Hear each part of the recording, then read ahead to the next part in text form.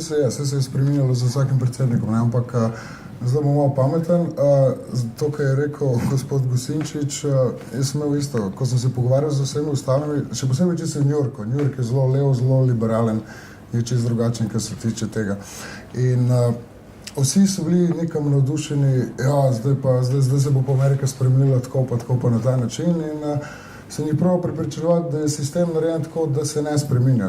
Ameriški sistem je zelo okoren, zelo težko kaj spremeniš. To gre skozi desetletja.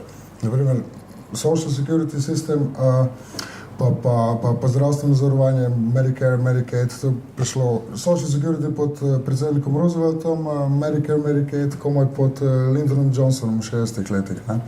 Zelo počas gre kaj naprej. Obami iz tega vidika uspel zelo velik med s to zdravstveno reformo, čeprav z njo ni bil nihče zadovoljen od začetka, pa še zmeraj ni, zato ker po eni strani ni šla dovolj daleč v ta sistem, ki ga imamo v Evropi, za določen del Amerike pa se zdelo, da gre spet predaleč, da je to že popoln socializem, čeprav nekaj približno. Ne?